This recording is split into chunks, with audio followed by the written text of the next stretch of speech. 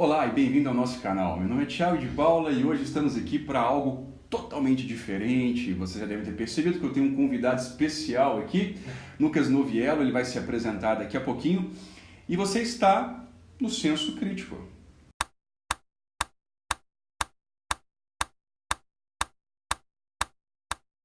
Você que segue a gente no canal deve ter acabado de ver uma série de 3 vídeos muito interessantes e polêmicos que falam um pouco de hipnose e religião. E é por isso que eu trouxe então meu grande amigo e parceiro Lucas Noviello, que está acabando de concluir um curso de psicologia. E adivinha qual que é o tema do trabalho de conclusão de curso desse jovem rapaz? Lucas, se apresenta e fala um pouco do seu trabalho. Olá, tudo bem? Meu nome é Lucas Noviello, eu sou estudante de psicologia, estou quase formando, como o Thiago disse.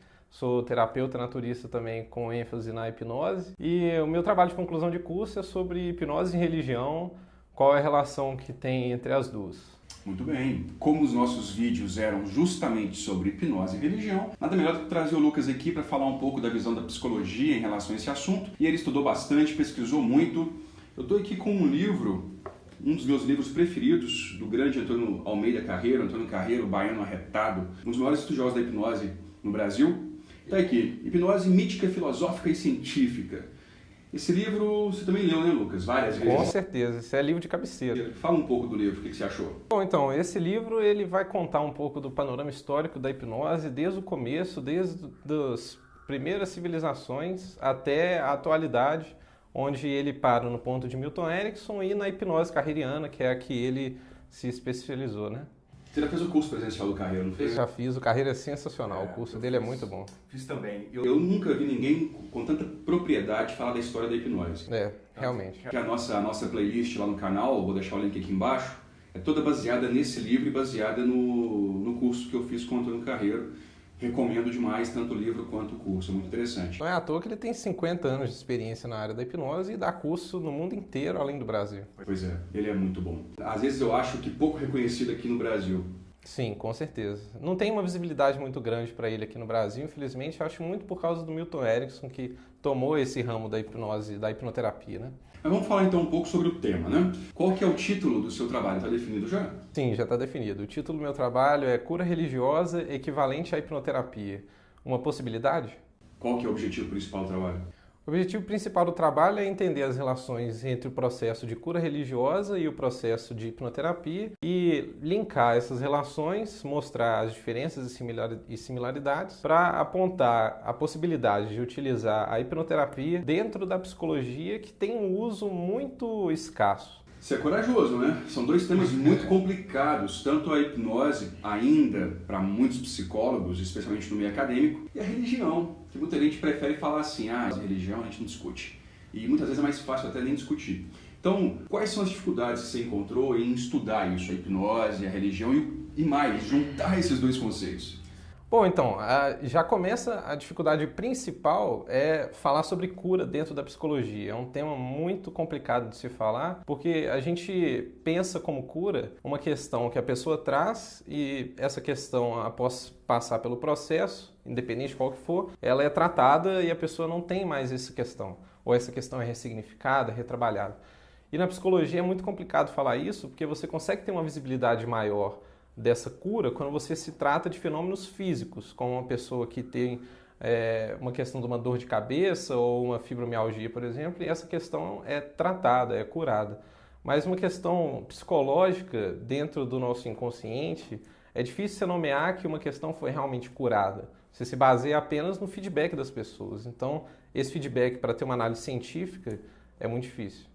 E a aceitação dos professores em relação a esse tema? Bom, então, não é muito bem aceito, para te falar a verdade, Thiago. Inclusive, é uma questão bem complicada de se falar, porque a própria hipnose já traz um preconceito em cima da psicologia e a religião muito mais, assim. É uma questão muito mística que envolve as duas, a hipnose muito por estar ligada à religião muito forte. Então, a psicologia, por tentar trazer uma maneira mais científica de ver essas questões psicológicas, vê com um certo nível de preconceito a hipnose e quando está ligado à religião, muito mais. A gente fala muito aqui no canal, nos nossos cursos, e a gente defende muito essa ideia na clínica de que a fé, vou chamar aqui de efeito placebo, a fé e a imaginação, que Paracelso falava muito, que Mesmer falava muito, a vontade imensa e em essência da pessoa de melhorar, isso tudo é muito importante em qualquer processo de mudança. Inclusive, nós do Grupo Hipnotista acreditamos que na clínica, quanto mais você pega a fé da pessoa e traz para próximo do tratamento,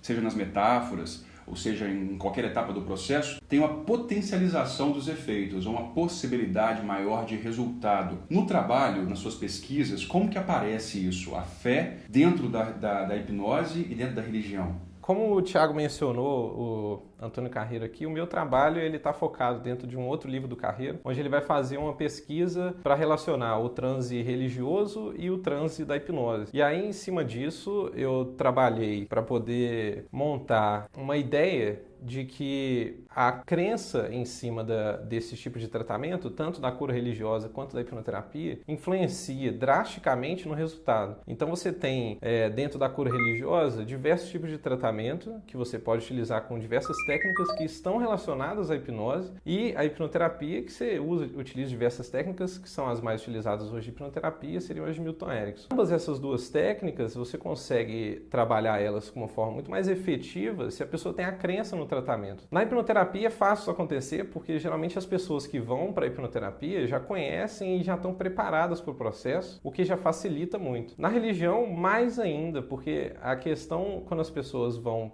levar ela para os encontros religiosos, elas já estão com aquele problema, aquela crença limitante delas assim, muito forte instaurada, e elas sabem que qualquer líder evangélico ou espírita ou ayahuasqueiro, qualquer líder de qualquer tipo de religião vai ter um poder para exercer em cima dessa pessoa e trazer a cura para ela. Então, assim, ela está bem preparada para esse processo, e quando se tem uma crença no processo é muito maior. Para qualquer tipo de psicoterapia também, seja psicanálise, seja comportamental, seja humanista, qualquer tipo de psicoterapia, se a pessoa tem uma crença no processo, o processo vai ter um resultado muito melhor. É muito forte, né? Se você quer saber um pouco mais sobre o efeito placebo, vou deixar aqui também um link na descrição desse vídeo, nós já falamos disso no canal, então vai lá, é muito interessante, é um conceito importantíssimo. As pesquisas mais recentes falam que 1/3 de todo o processo de cura é placebo, é a fé, é a pessoa acreditar que vai funcionar.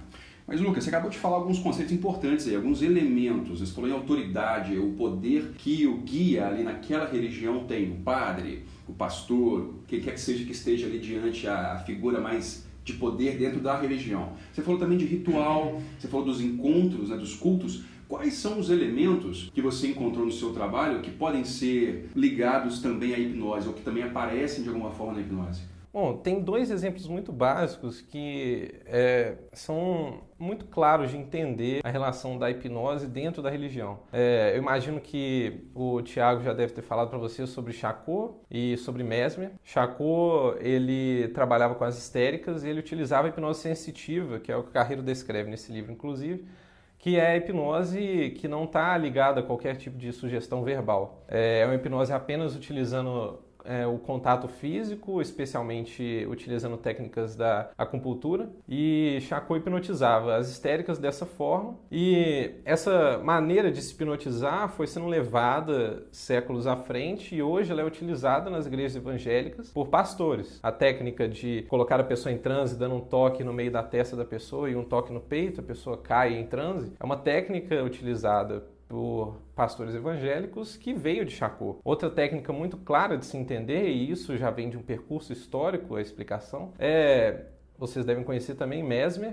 A técnica de Mesmer foi passada à frente e uma das pessoas muito conhecidas no meio do espiritismo, Allan Kardec, adaptou essas técnicas e trabalhou elas para dentro do mundo espírita. Então os passes hoje, dentro da religião espírita, são o magnetismo animal, só que mudado para a doutrina espírita. Você falou de transe nas religiões, né?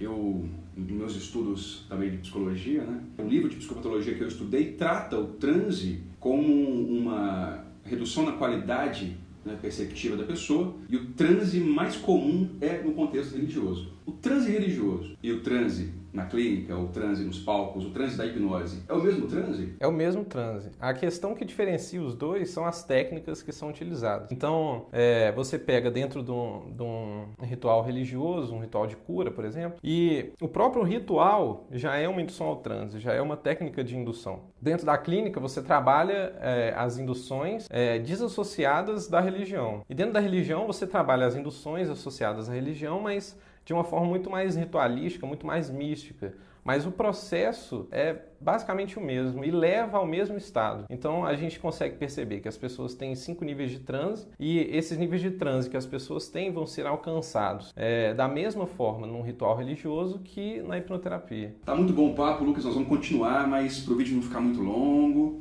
nós vamos encerrar aqui a primeira parte da entrevista. Eu espero que você tenha gostado. E lembre-se de se inscrever no canal para não perder a segunda parte dessa entrevista. Tem muita pergunta legal, muito assunto polêmico, muito café para rolar ainda, muito papo bom para trocar aqui. Então, te vejo no próximo vídeo. Olha pra gente. Durma!